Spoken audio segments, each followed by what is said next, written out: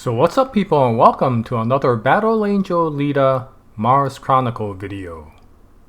So, for anybody who's familiar with Mars Chronicle, you know that it's quite a different story from Last Order and the original series. And if you were to give a explanation for each one of these story series, you would say the original series is very self-reflective. Last Order is very epic. But Mars Chronicle is quite mysterious. And while reading this story, a lot of questions come up. And we've talked about a lot of these questions in the past videos, whether it's the Immortal Nostrum, or Queen Lumera, or the Same. But today I want to talk about a different mystery that comes up. And this is with regards to a certain faction that comes out in the story. As you know, Mars Chronicle has a tremendous number of factions in there because Mars itself is a very segmented government. There is no central unity as you see in planets like Earth or Jupiter. And because of that, there is a lot of different objectives that are going on between the factions. And that makes it interesting, but it also does open up a lot of questions to the story. So today, I wanted to talk about one of these questions and one of these factions. And the faction I'm talking about is the MBV, or the MBV. Now before I begin, I would like to give my usual spoiler alert. If you have not read to the recent chapters of Battle Angel Alita, Mars Chronicle, and you don't want to be spoiled in the contents of that series, then I would definitely suggest that you turn off this video. However, if you are not planning to read that story, but are interested in the contents of it, or if you are not worried about getting spoiled, then please join us in this video. And with that, that is my spoiler alert for this video, and as always, please watch at your discretion. Also, for this particular video, I do want to give my mispronunciation alert. So, the terms that come out in this particular video, there will be a lot of German-based words. And since I am not familiar with the German language, I will be doing a terrible representation of their pronunciation.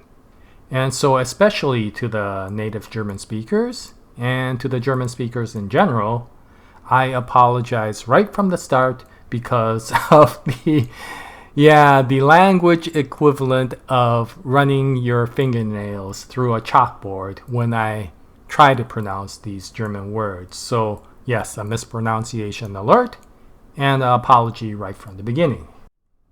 Okay, so the MBV. So much of the mystery of the MBV or the MBV stems from the fact that we don't really know too much about the early stages of the Mars colonization.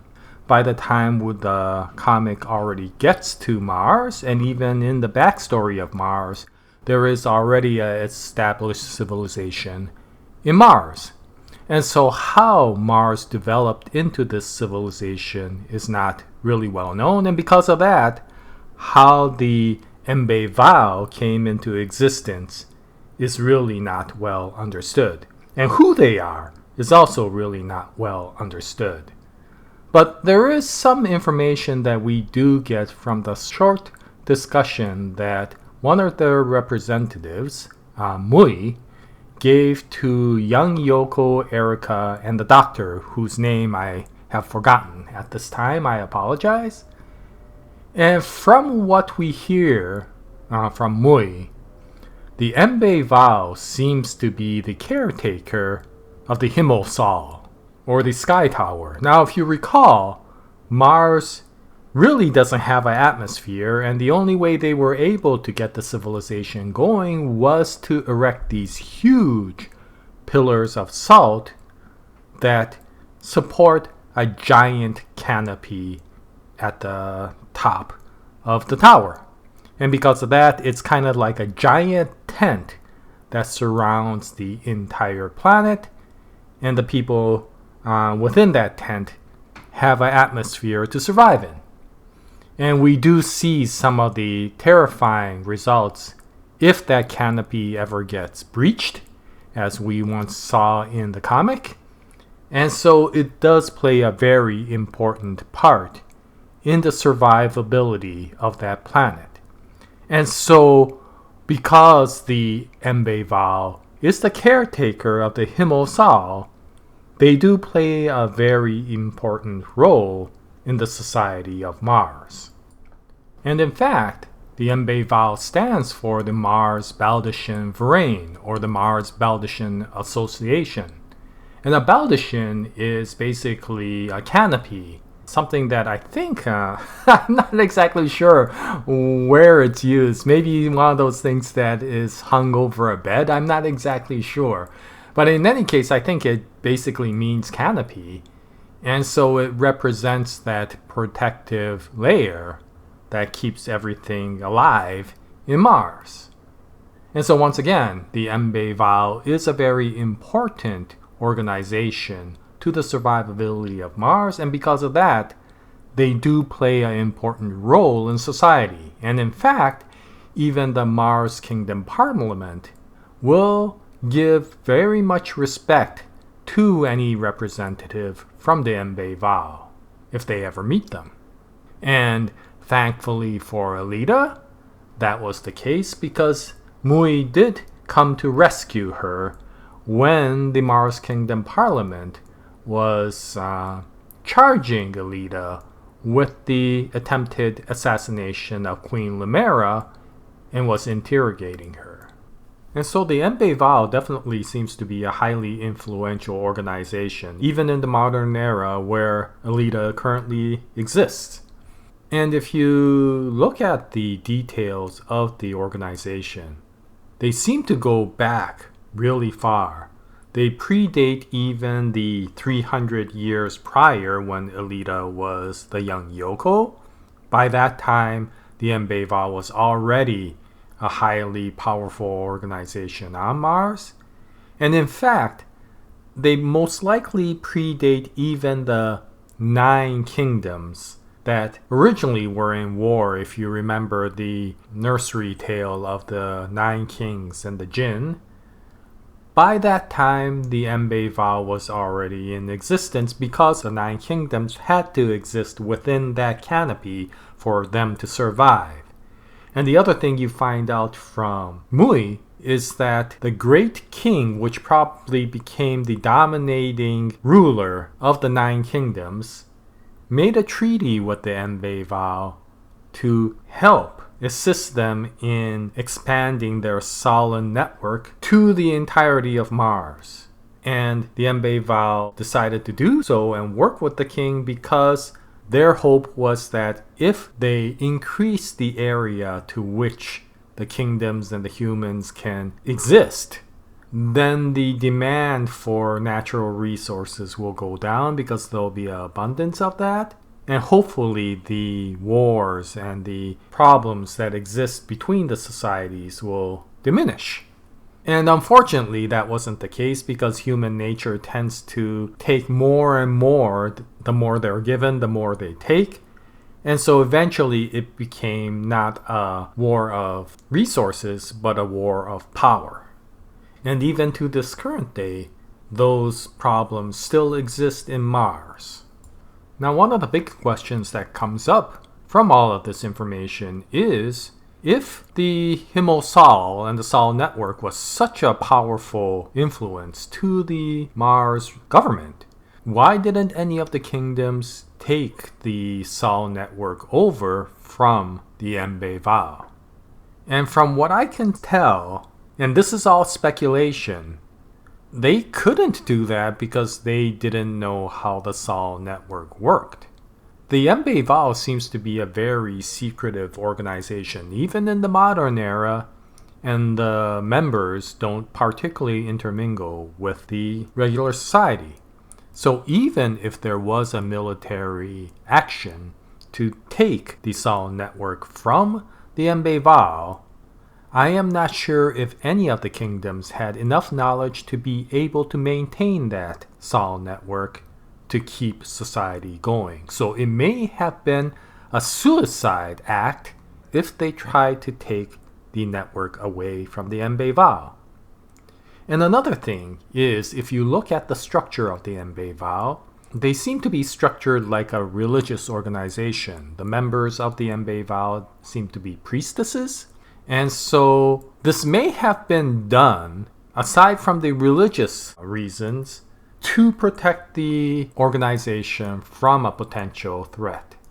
Because if the organization is considered a religious sect and there are tremendous number of followers or believers in that religion, then an act of aggression against that organization may turn out to have the entire society go against the aggressors. And so it may turn out that by representing themselves as a religious organization, that kept any of the kingdoms from being able to take an aggressive stance against them. This is all speculation, but it is interesting to see that considering the MBV is a relatively peaceful organization with no military power, they have been able to keep that Sol network and that dominance to society going without any backlash from the various kingdoms and governments. Now, the final thing is information that Mui provided in the recent era. When Alita saw Mui, she noticed that Mui was basically exactly the same as when little Yoko saw Mui 300 years back. And so she mentioned that to Mui, and Mui said, well, that was not me, that was my other person. In other words, they can make copies of themselves, kind of the way Destinova does, right? And so if a kingdom were to take out any of the members of the MBV, it may not particularly hurt the organization because all they have to do is resurrect a copy of that individual, and so there will never be a diminish of the number of people in that organization.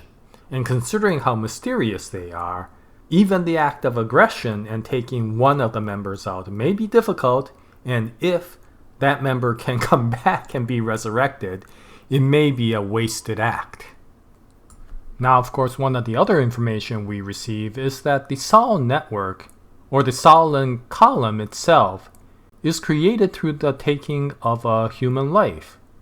A human must sacrifice itself to make one of those Sol networks. So it's interesting, why does it need the life essence to do so? If it's just material, they could always synthesize it from something else. So it seems like they do need the life essence to be able to create the Sol network. And in fact, one of the key jobs of a priestess is to eventually sacrifice herself to the creation of one of the Sol columns. So what exactly is the Sol column? Is it just salt?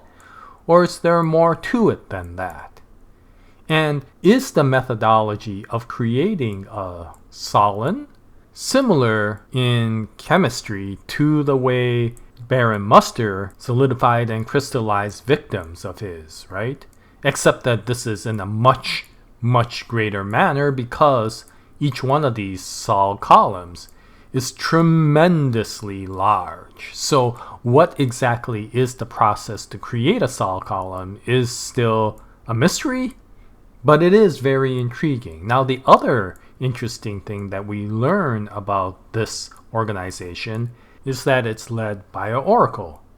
And in fact, it is that very oracle that saves Erika and Yoko when Mui came to try to transform them into Sol columns. The oracle came in and stated that both Erika and Yoko had a potential to do something for the MBV. We're not exactly sure what that is because they never described it, but it seems to be something very important, especially to the oracle and the MBV. And so it seems like the oracle has precognitive capabilities, and for whatever reason, the entire organization is led by this oracle. And so this opens up a couple of questions. First, who is this oracle, and why does she have precog capabilities? And second, what does she mean by Erika and Yoko being the chosen one. Now we find out later that the same oracle has eventually stated that Erica has failed to continue to be the chosen one, and they're putting their hopes on to Alita. So exactly what is this chosen one, and what is it that they are hoping this chosen one will do? Now, if you look at some of the information that is given to some of the information that we already received in some of the previous materials, such as Last Order, there is some information that we might be able to dig up. First of all, the Oracle has precognitive capabilities, and they can predict, not with exact accuracy, but with probability, things that may happen in the future. And the other thing is, the Oracle seems to be leading this entire organization of the MBV, which in turn seems to influence the entire society of Mars. So if you look at other entities that have precognitive capabilities and who govern in the shadows the society of a planet, then you get some pretty interesting characters to come up. One is, of course, Merlin, and the other is Zeus. They both have precognitive capabilities due to their artificial intelligence having a superior probability calculation capability. So, if that's the case, is the Oracle the Mars equivalent of these planetary AIs? And if that's the case, and the Oracle predicted that Alita would be the chosen one to help out, is that for the very same reason that both Zeus and Merlin have chosen Alita to be their agent of the Last Order? Now, of course, we still really don't know what that Last Order is. Now, in a previous video, I did talk about another question that came up in Mars Chronicle, which is, what the heck was Alita doing in Venus? And it seems like she went to Venus as an order from Merlin and Zeus. And in that video, one possibility was that if Merlin was the AI of Earth and Zeus was the AI of Jupiter, then maybe she went to Venus to meet with the AI of that planet. And so if eventually, after meeting with whoever in Venus, that Alita comes to Mars, and that Alita is the one that is considered the chosen one by the Oracle, is the Oracle the AI of that planet? And if it is, what is the Solon network? Is it the equivalent of the Melchizedek in Earth? Merlin is the AI, and the Melchizedek is that entire giant network of living brains that are connected with that central computer to give it a tremendous amount of calculating capability. So is the Solon network in Mars similar to the Melchizedek network on Earth? And is the Oracle the central figure similar to Merlin being the central figure in the Earth's AI? And if that is the case, what was the objective that this chosen one needed to do? And that can be potentially speculated from one of the comments that Mui said.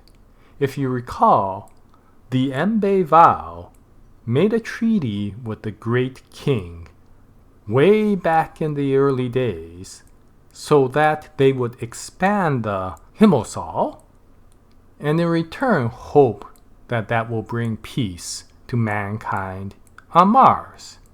And the biggest disappointment was that when the resources became more available, the greed and the power hunger came in, and it became an even worse situation than they had before. And that is the current Mars, with the different factions continuing to battle each other for the power of the planet. And at that time, what of course the MBV hoped was that there would be a peace coming to the planet. So is that the objective that the Oracle wants for Alita? In other words, is Alita potentially the one that will unify all of the governments on Mars and bring peace and order to its existence? In some ways, it may be similar to how the original retconned ending of Alita did for Earth, what it did for Earth, which is her own sacrifice to bring peace and order to that planet. And so is that the possibility for the Alita on Mars? And is Erica a disappointment because she was the other person who potentially could bring peace and order to Mars, but now that she is a member of the Einherjar, she is actually one of the members of the warring faction that's creating a lot of these problems. So is that why she is now considered a disappointment, because she is now part of the problem?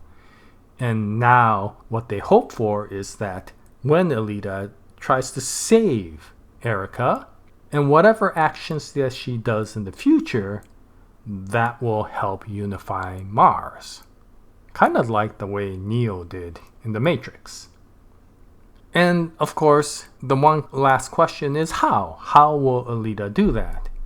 And although this is a completely far-fetched speculation, one possibility is that she will sacrifice herself into the Solon network. You see, it is the brain chip Alita and not the brain Alita that has come back. And so with that, there is always the possibility that as a Last Order agent, she may be able to transpose herself into any sort of computer network. And so if the Sol is created from various individuals to create a network of information and communication that's going on all over Mars, and the Oracle is the central figure to that, maybe the Oracle is getting to a point that it can't continue to move forward, or that the Oracle is eventually locked down such that it cannot overcome the Sane to bring peace to the world. So maybe it needs another entity to be able to take over the Sol network, in which case it is convenient that Alita is somewhat an AI entity herself, because she is a brain chip character. And so, just like the other human characters who sacrifice themselves to make themselves into a Sol column, possibly a living entity that's connected in that network, maybe they need Alita to sacrifice herself and take over that entire network to govern it and bring peace to society. How? It's still hard to say, but it is interesting that Yukito Kishiro tends to like to see people being challenged by really, really difficult decisions in life where something needs to be done, but it takes a tremendous amount of sacrifice by that person to make that thing happen. You saw that in the original ending, you saw that in the Last Order ending. One was the sacrifice of one's life, and the other was the sacrifice to be that AI entity for the rest of her life. So maybe here, they need her to stop being Alita and start being the Sol network. And by doing so, she may be able to bring peace to Mars, similar to what she did for Earth. And if that's the case, it is brilliant that Yukito Kishiro has created two Alitas, one that is still on Earth and one that is in Mars. If it was only one Alita, and if that was the Alita that had to go back to Mars to finish that precog Chosen One act, then the only way she can do so is to sacrifice herself, and there will be no Alita left to save Mars.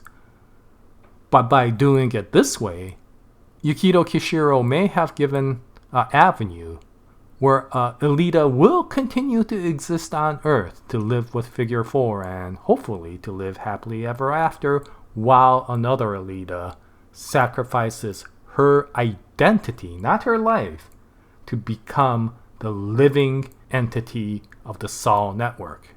And maybe that's why the Alita had to meet with Merlin and Zeus and the other entity in Venus, so that they would all accept her to become the next AI of Mars, because they seem to be a collective group. And the other is that maybe that's why they needed Alita so badly to do the Last Order, because the Last Order may not be anything to do with Earth, it may not have anything to do with Jupiter. It may have to do with Mars, because both Merlin and Zeus see all the problems occurring in Mars, see a potential threat coming out, and they can't do anything about it because they're stuck on their own planet. So they need another entity to go over there, take over that network, and bring peace to the world. This is just pure speculation. This can be complete BS. But it is interesting that this MBV continues to exist despite all the other things that's going on. The Sane, the Mars Kingdom Parliament, the Einherjar, all of that is going on. Why do you need a religious sect in that equation? And maybe it's because that is the actual foundation of Alita's complete objective to finish out her legacy.